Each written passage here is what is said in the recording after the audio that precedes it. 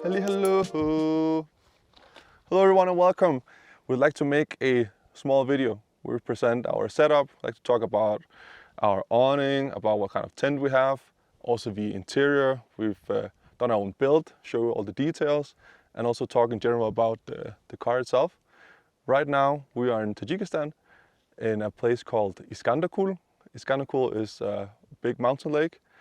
Really beautiful area up in the mountains here. It's nice and cold.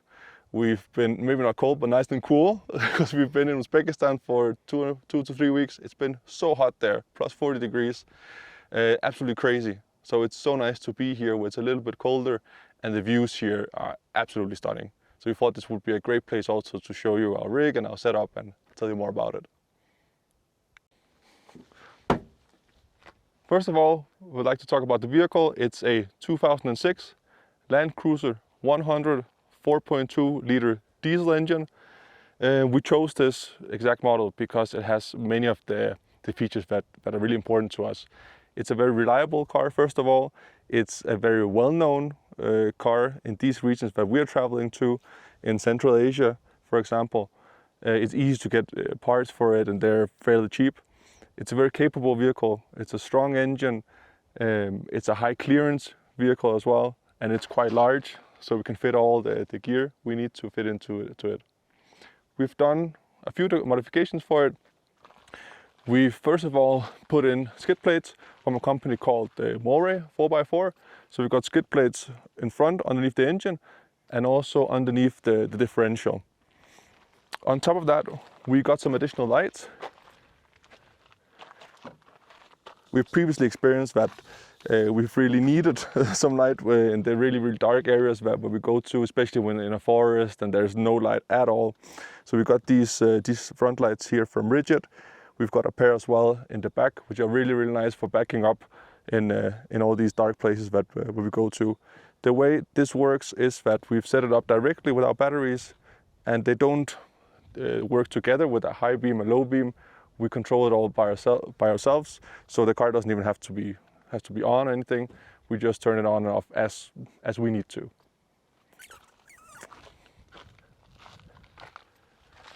And then we attached this snorkel from a company called Escape 4x4. We did it ourselves. It's not so much for, a lot of people think about water crossings when we talk about snorkels. But for us, it's mostly because we are in these remote and very dusty areas. So just by adding this additional height to our air intake makes sure that the air that goes into the engine is a lot cleaner than it would be somewhere down here closer to the wheels. And also we just think it just looks really cool. And the wheels, originally they came with 18-inch rims. So we opted for smaller rims. These are also original. These are 16-inch rims, but original for some of the previous models that came out. So we got these secondhand. And then we, of course, sporting as everyone else, pretty much in the Overland community, we have the BF Goodrich all-terrain tires. Also, one of the major modifications that we've done to this vehicle is the suspension. The suspension originally is hydraulic, which is actually pretty cool because it's very comfortable, and the cool thing about it is that you can also elevate it as you want. You can turn it on and off, make the vehicle higher or lower as needed as you go. The only problem with that is that it breaks quite easily, and once it starts leaking oil everywhere, it's really messy and it's quite an expensive repair to do. So we thought, why not just deal with it now before something happens to it, and we changed it to an OME 2-inch lift heavy duty suspension instead, so we know it definitely won't break. I'm going to show a little bit of the interior of our car and how we built it.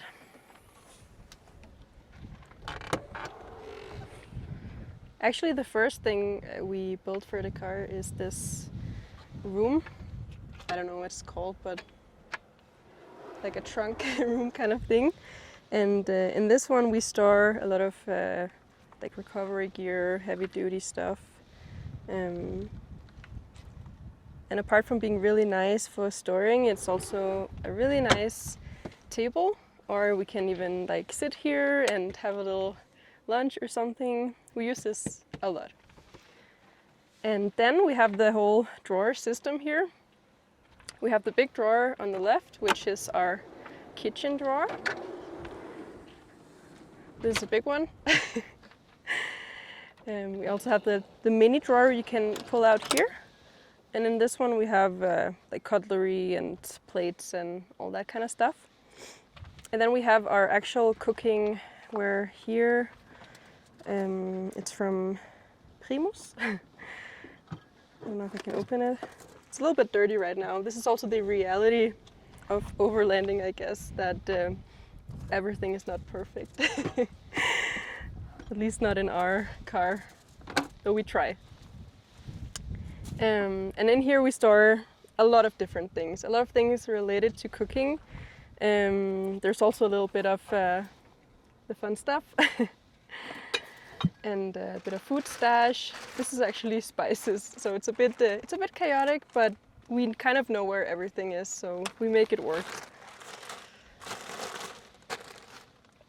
Also, we don't have enough space here, so we actually had to have a little bit of extra space up here to store some food stuff. But that is our kitchen. Oh, and I also really like these actually that we put. We can put our trash bag here, so it doesn't fly away. That's pretty convenient when we do any food.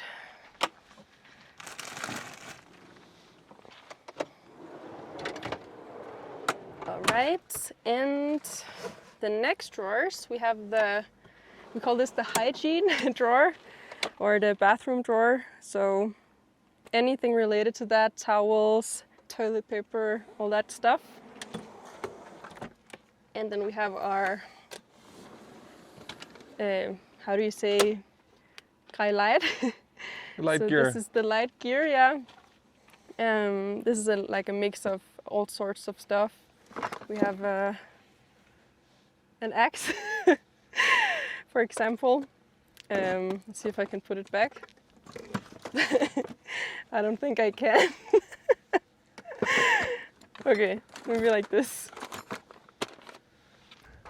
It's a little bit difficult to see. Maybe if you reach in here, we've got the shelf on one of the sides of the car, behind the toilet and everything, because we don't really need the accessibility from here. We've made holes so it's easy to access, but we usually use the accessibility from the back here, and from the front it's a lot more open, a lot more easy to get your stuff. And you can see from the outside basically what we've got.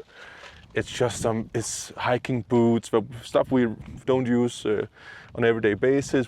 Here we've got some of our freeze-dried foods that we need for emergencies or whenever we go hiking. Some warm clothes, some fishing gear, SpongeBob's girlfriend, stuff like that. Really important stuff. Yeah. We also have a heavy-duty box in here where we have an air compressor and we have some books and the ventilator that we use when it's really hot, like it was in Uzbekistan. Yeah, and then you can see there's stuff on top here as well. There is our water system. This one is a water filtering system, so it's from Lifesaver, and it's really nice because then we can get water from anywhere basically, and then we know we get clean water, which is nice. We've tried getting sick from water, so we don't want that anymore. And then next to it we have our portable toilet, and that has also proven to be very convenient for us when we camp. Then we have the bag here, which is basically one big trash bag where we put our little trash bags in so we don't make everything smell really bad in the car. And we also have a power station back here that we use whenever the car is not running to keep our fridge powered. And we also do have solar panels so we can charge the power station if we need to. And maybe I should show the fridge, which is in this one.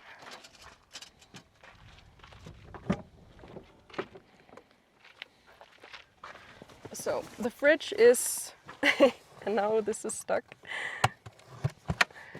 The fridge is located under my clothing. Here we have it. Important candies. everything else. I think it's 18 liters, and for us it's a super convenient size to keep our stuff cold. It's a little bit inconvenient to get to sometimes with all the stuff on top, but that's a part of life here. And then next to it is our tech stack, our tech boxes with all our different tech gear. We can show your side maybe of the car. Oh, well, we call this my side of the car because I'm passenger princess, I guess, most of the time. This is my side of the car, so it's my bag with all my clothes and all that stuff. The little bag is just a bunch of souvenirs that we got along the way. We've got the tool bag in the bottom for whenever we have some small repairs that we have to do. It's actually really handy and convenient. So happy we brought it with us. And just my day pack and some extra shoes and whatnot. That's pretty much it from my side. All right, and then we've got the awning. It's an Ironman Deltawing. It's a 270 degrees awning, which is really nice. So it means that it covers both one of the sides of the car. We've got it here on the left side, and also most of it all the way on the back here, which is really convenient for us for cooking, especially because it's out obviously in the back of our car, and it also covers a really large area. And besides what you can see from the awning and the coverage of it, it also has an extra side right here, which you can use. You can just put it down vertically, just to make some kind of a wall to shield against wind, or maybe have a bit more privacy as well. Is kind of nice. The awning should be able to hold itself up without the poles, but I think we would need a roof rack. We don't have a roof rack on our car specifically, so to make it stable enough for that, I think we need a roof rack. But it doesn't matter too much. With this one pole here by itself, it also stands pretty nicely, as long as there's not too much wind, of course. With more wind, all of these arms, there's 4 of these arms, they each have their own pole. So we just put out all 4 poles, which is quite easy to support the weight of the awning. And if it's a little bit more windy, we have all these the guy lines that we set up as well. And I would say that it's actually quite stable with all the legs and all the guy lines out. We can keep it out in pretty windy conditions as well. But we do like, in general, to always pack it up in the evening. Because what we've experienced at least is that the wind always picks up in the middle of the night, and we have to, suddenly pack it down in the middle of the night, and that really sucks, yeah. Another cool thing about the awning is that it's so high up, raised up on our car. So I can pretty much stand up underneath it. Being a tall guy, it's really nice and convenient. I don't have to mind my head all the time. Another feature is that you can also, if you want to, there's this Velcro that lines all the way around on the outer rim of the awning. So there are some accessories that you can get for this tent. If you want to have it, let's say, more homey, have some more privacy, you can buy these sides that attach to the Velcro, and you can actually encapsulate this whole area here.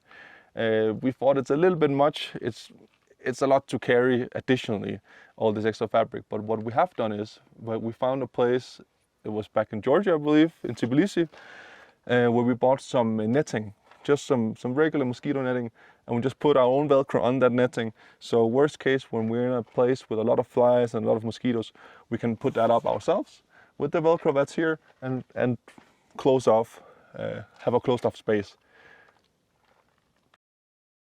This is us packing the awning away. It takes roughly 4 to 5 minutes, and it's easiest being 2 people, but it's also doable alone.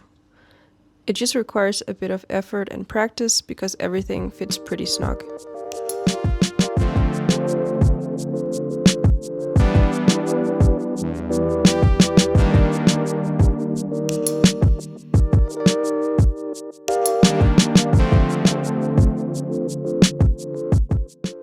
And some of the camping gear that we've got the front runners collapsible chairs. They're really nice. They're really convenient because they pack up really easily, and they take up much space as long as they're folded up. We've been really happy with these. We had them for some years now. The table itself is just a cheap table that we've got in a camping supply store. So nothing special about that, but it works really well for us. This is our rooftop tent.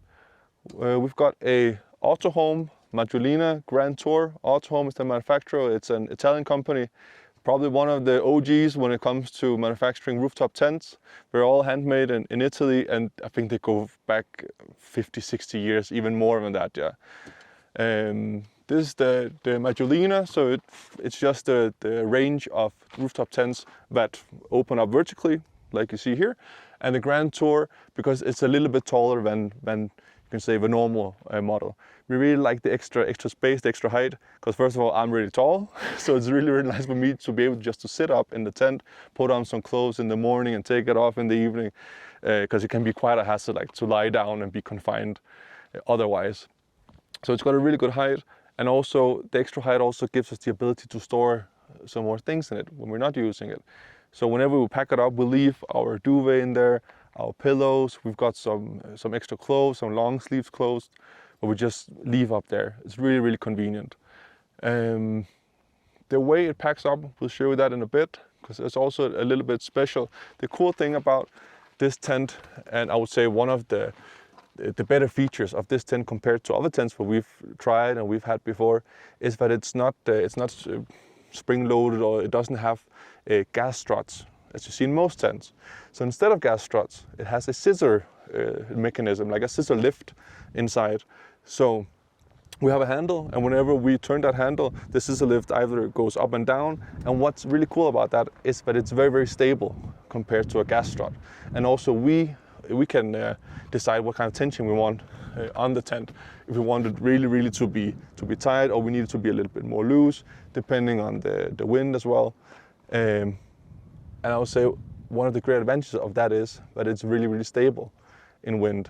We previously had another tent, which was absolutely great, but in windy conditions, it was not so great, to be honest. It was very, very noisy. Everything was flapping about, and we just couldn't sleep in it whenever it was windy. But with this, it has to be really windy before you can even like hear it or feel it inside. So I think that's absolutely great. Yeah. The material is actually also quite nice. It's very breathable, the materials.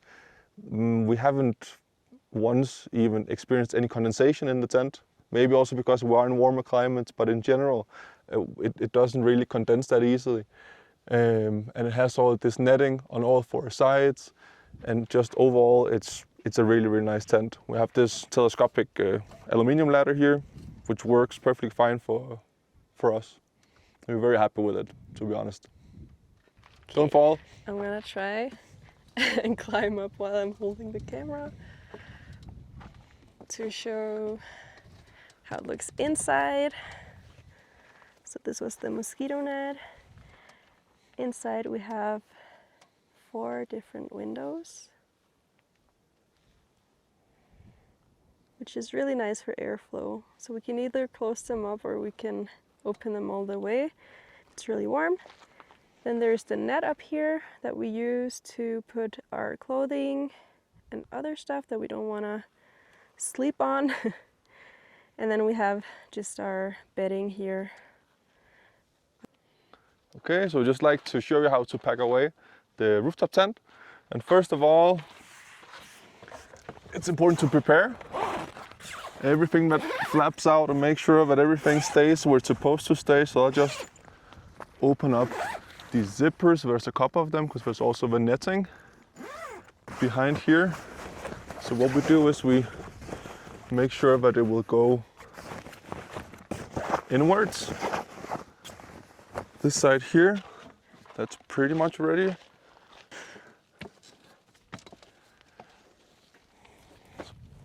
On the inside here, we got some elastic bands here that we need to attach all the way across the tent. That's one side, and it's a bit difficult to do it here with one hand, but on the other side as well. So you have this cross here, which makes sure that the sides, they will extend into the tent and not stay outside. And just to make sure that doesn't have to be all the way closed, but just sort of. The same down here in the other end, like that. That should be fine. Make sure that everything lies flat. Just deattach this, take it down like halfway only, because we also need to pack away the ladder itself. Like this.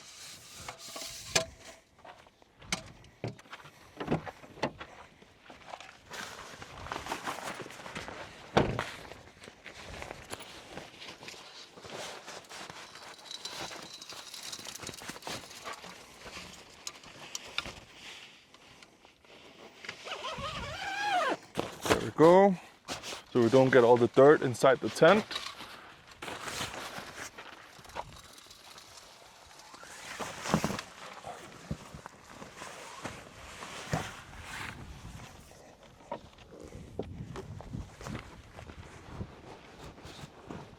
Just make sure that it lies somewhere centrally and there's space for it. There we go. And that's pretty much how to prepare it. Make sure that all these loose flaps don't get in the way. And here comes the fun part. Here we have this small hole, open up, and this is where all the magic happens right here. To operate the scissor, usually there's this really nice handle to put in, and you just like turn it all the way around until it gets all the way down. But we forgot it at one of the campsites we were at, unfortunately, so we lost it. And it's not that easy to find a replacement out here, at least. So what we've done is we found a local mechanic, and he helped us make this replacement tool, if you can call it that, which fits in to the scissor. Sort of. It's not perfect at all, but at least it works. And here we go.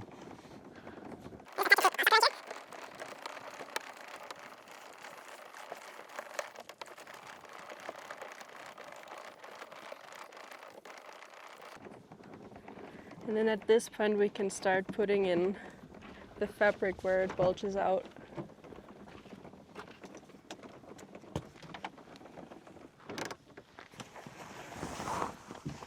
Maybe you can reach that. Yeah. Just to make sure that nothing gets in the way, nothing gets stuck or starts flapping. Yeah. And we just do the same all the way around. It's the same on the sides here.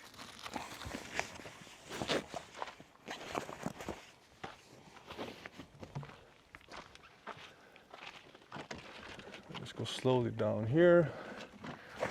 I know that some of you might think that gas struts would maybe be better because they're a lot faster. Like you would just collapse it in 2 seconds. And this seems like it takes a longer time. And it does, but honestly it takes, we measured it's like 45 seconds to take it down or up. And what I really like about this is that it's so controlled. You control every inch or every centimeter of how far it goes down. And you can like slowly make sure that nothing is sticking out, and you can do it by yourself as well, which is really neat.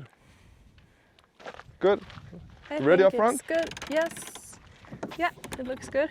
It's a little bit tight, and especially now that I only have. Yeah, that's. But and the last one.